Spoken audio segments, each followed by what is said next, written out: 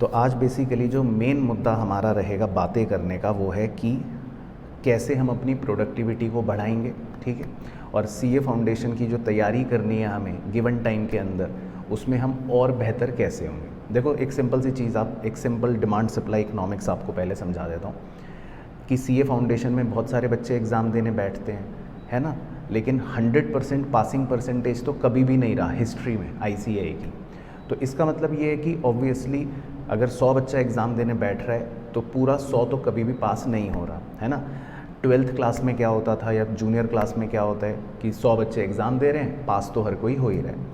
अब यहाँ पर डिमांड सप्लाई इस तरह की है, कंपटीशन इस तरह का है कि 100 बच्चे एग्ज़ाम दे रहे हैं तो 20 बच्चे पास हो रहे हैं या 30 बच्चे पास हो रहे हैं। और इस बार तो रिज़ल्ट आपने देखा और ज़्यादा टाइट था, सिर्फ 15 बच्चे पास हुए, तो 100 बच्चों ने एग्ज़ाम दिया, 15 बच्चे पास हो रहे हैं। तो पॉइंट ये कि कॉम्पिटिशन काफ़ी स्टीप हो रहा है। तो अब जो बिल्कुल टॉप पर होगा बच्चा, टॉप लेयर में होगा, वो तो पास कर जाएगा, जो थोड़ा भी नीचे रह गया वो शायद पास नहीं कर पाएगा, फिर उसको अगला अटैम्प्ट देना पड़ेगा, राइट।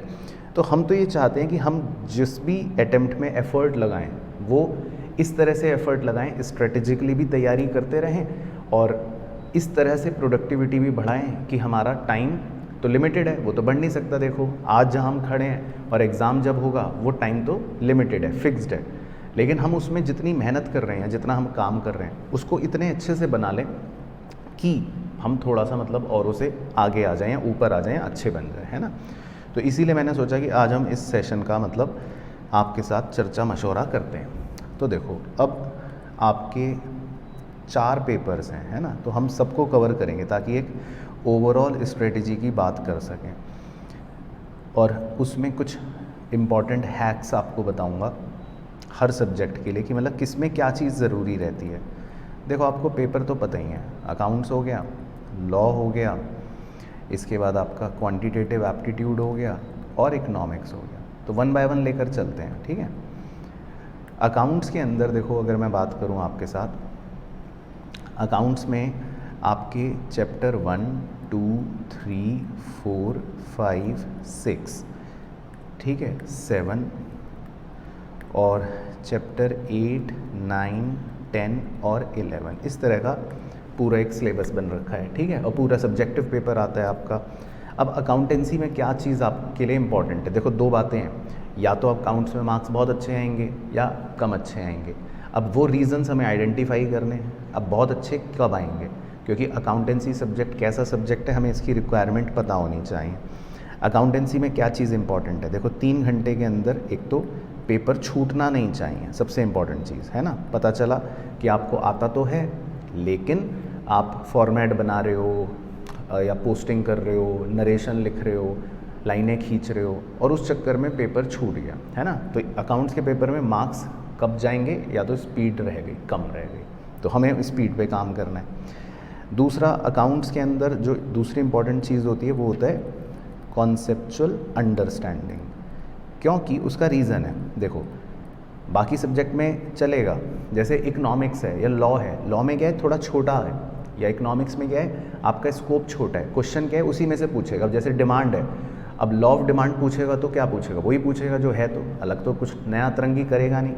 अकाउंट्स में क्या दिक्कत है, वो फिगर चेंज, लैंग्वेज चेंज, कुछ भी नया पॉइंट आ गया, प्रैक्टिकली कुछ जीवन में नया हुआ वो पॉइंट इन्होंने डाल दिया, कहीं बिजनेस में कुछ हुआ वो नया पॉइंट क्वेश्चन में डाल दिया, तो यहाँ पर चेंज कर सकते हैं, है ना, डायनामिक है बहुत अकाउंटेंसी।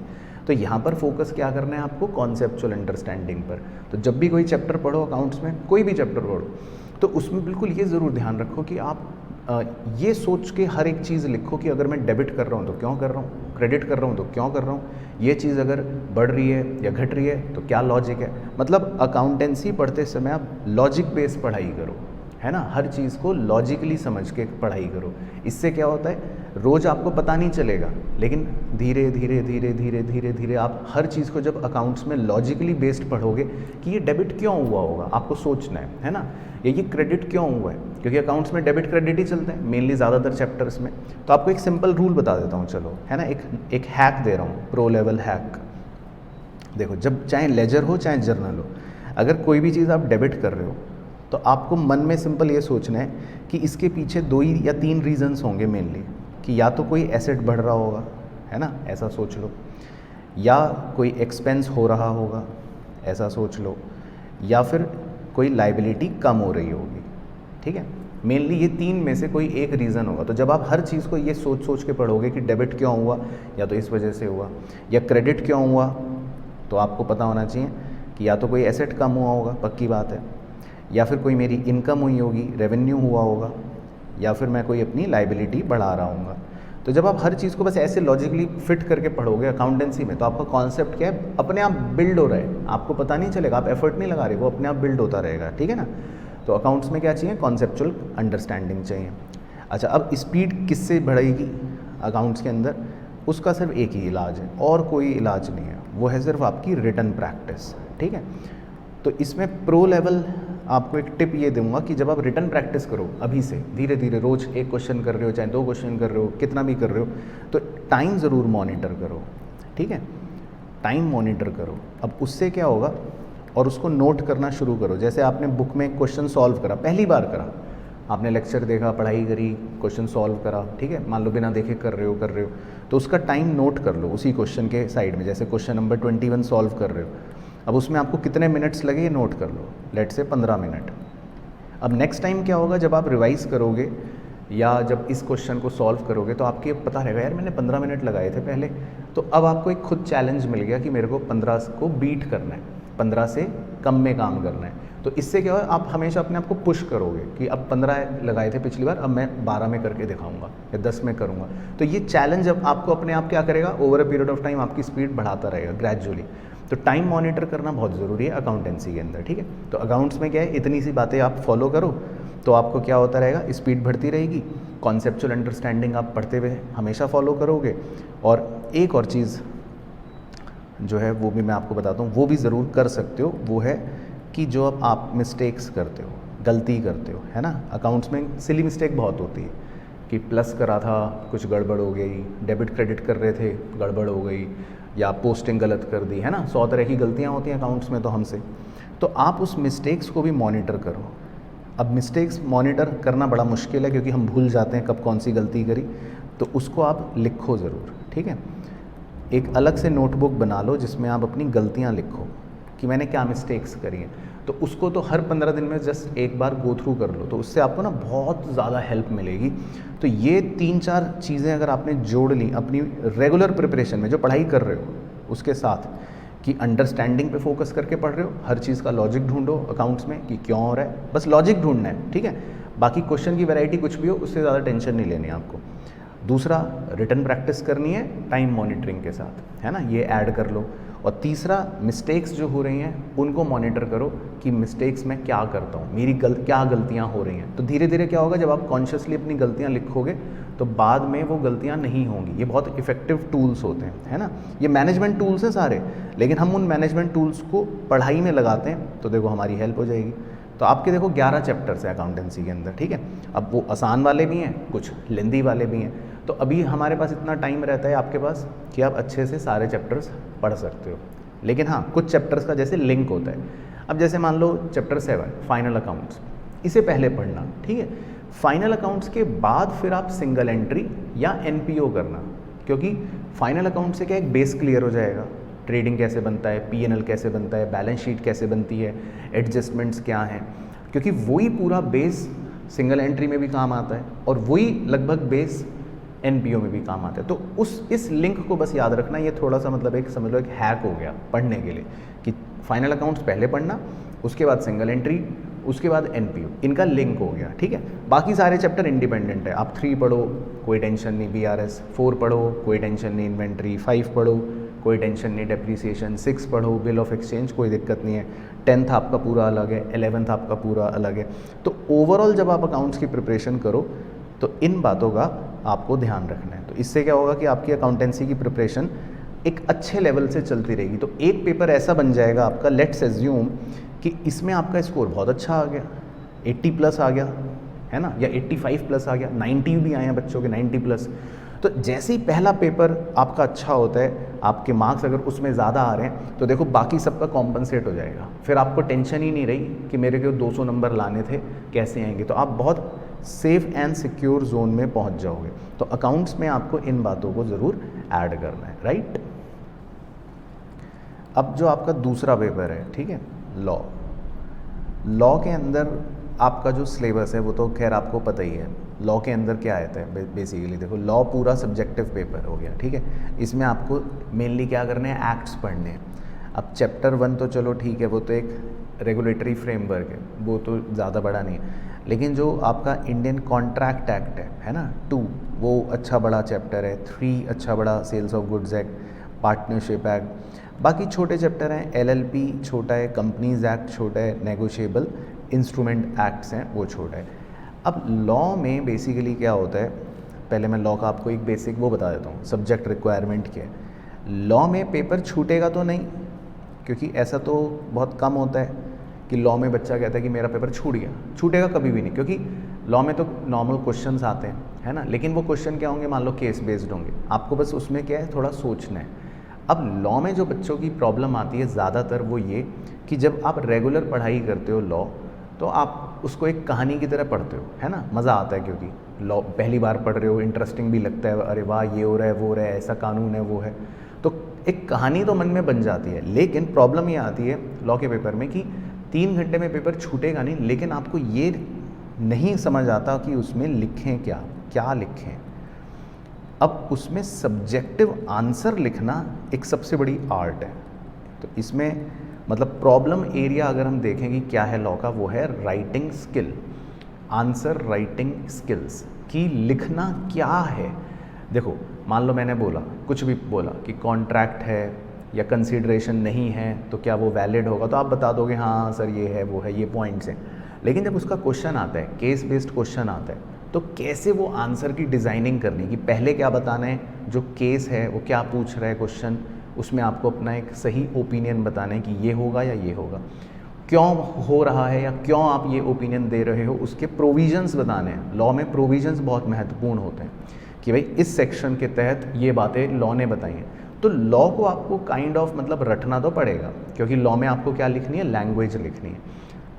और इसकी प्रैक्टिस आपको कैसे करनी पड़ेगी कि जब आप रेगुलर लॉ पढ़ते हो ना, तो लॉ के अंदर आप कोशिश ये करो कि डेली 1 से 2 क्वेश्चंस लिख कर प्रैक्टिस करो। मतलब उसमें आप लिखो क्या, अपने मन से, मतलब अपनी राइटिंग एबिलिटी को बढ़ाते हुए काम करना है। कैसे करना है, जैसे मान लो आपने कोई भी क्वेश्चन पकड़ा, ठीक है, कि भाई ये क्वेश्चन का चलो मैं आंसर लिखता हूँ, तो उस आंसर को और ज़्यादा मतलब क्रिएटिव बनाकर लिखो। इस तरह से लिखने की कोशिश करो कि लॉ की लैंग्वेज कैसी होगी। उसके लिए आप सजेस्टेड आंसर का भी हेल्प ले सकते हो कि ICAI ने कैसे सजेस्टेड आंसर्स दे रखे हैं, या बहुत सारे मतलब इस पर आपको टीचर्स भी गाइड कर ही देते हैं कि ऐसे आंसर लिखना है। उसी फ्लो में अपना आंसर बनाने की प्रैक्टिस करनी है आपको रोज़, कि लॉ पढ़ रहे हो, जितनी पढ़ाई करी उसी पर एक क्वेश्चन लिखना है। मान लो जो भी टॉपिक पढ़ा, सोचो कि ये क्वेश्चन अगर पूछेगा तो मैं अब इस चीज़ को एज ए आंसर कैसे लिखूंगा, है ना। अगर क्वेश्चन मुझसे पूछेगा कि पहले मैं अपना ओपिनियन दे रहा हूँ, फिर उसके प्रोविजंस कैसे बताऊंगा, फिर लास्ट में कंक्लूजन कैसे लिखूंगा, क्वेश्चन अगर ये केस पूछेगा तो कैसे लिखूंगा। तो उसमें आपको थोड़ा सा सिर्फ लिखने की प्रैक्टिस करनी है। लॉ में ये चीज़ इंपॉर्टेंट होती है। अब लॉ में ऑब्वियसली स्पीड का कोई ज़्यादा रोल नहीं है, पेपर छूटता नहीं है, आप लिखते रहोगे 3 घंटे में तो पेपर हो ही जाएगा।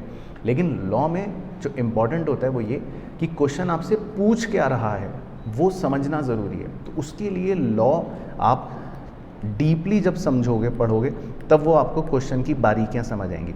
तो लॉ में मैं आपको बता देता हूँ कि मैं कैसे फॉलो करता था, क्योंकि लॉ के अंदर मेरी हमेशा एग्जाम्शन आई है, फाउंडेशन में भी, इंटर में भी, फाइनल में भी, हमेशा। तो उसमें मेरी जो सबसे बड़ी मुझे लगता है कि प्लस पॉइंट थी वो ये थी कि लॉ में मैं ज़्यादा रीडिंग्स लेता था। मतलब कि आप जितनी रीडिंग्स लेते रहो स्लोली एंड स्लोली, उंगली रख के छोटे बच्चे की तरह, तो उससे क्या होता है ना, लॉ आपको धीरे धीरे एक तो याद भी होता है, प्लस आप और अंडरस्टैंड करते हो। 7-8 रीडिंग के बाद धीरे धीरे पढ़ने से लॉ समझ आना शुरू हो जाता है कि ओ ये कानून ये कह रहा है। फिर जब आपको कोई भी क्वेश्चन आएगा ना, जैसे कोई लॉयर होता है, जब उसको आप तुरंत कोई केस बताओ तो वो फट से बता देता है ना, अरे इसमें तो ये कानून लगेगा, ये सॉल्यूशन है। क्योंकि वो हर केस को इतनी बारीकी से कानून को समझते हैं कि कोई भी केस जब उनको आता है तो वो समझ जाते हैं इसमें तो ये कानून लगेगा। तो लॉ में आप रीडिंग्स ज़्यादा लो, मतलब पढ़ो पढ़ो पढ़ो, दिन में जितने घंटे कर रहे हो पढ़ते रहो, और एक क्वेश्चन करने का, रिटन क्वेश्चन की प्रैक्टिस करने का टाइम दो। तो देखना लॉ के अंदर भी आपको प्रॉब्लम नहीं आएगी। लॉ के अंदर आप एक अच्छा मार्क्स, डिसेंट मार्क्स सिक्योर कर सकते हो। तो लॉ के लिए ये टिप जो है इम्पॉर्टेंट रहेगी, देखो आपके लिए। चलो अब देखो, ये तो हो गई आधी कहानी। अब क्यूए मतलब क्वांटिटेटिव एप्टीट्यूड, जो आपको वैसे तो सबको ही पता है, और इकोनॉमिक्स, ये दोनों तो देखो एमसीक्यू बेस्ड पेपर है ना। तो दोनों के लिए मोटा मोटा आपको एक ही चीज़ पे काम करना है। दोनों में एमसीक्यू बेस्ड क्वेश्चन आते हैं, है ना। तो अब इसमें ये एमसीक्यू जो होते हैं, ये एक तरह से तेज़धारी तलवार होते हैं।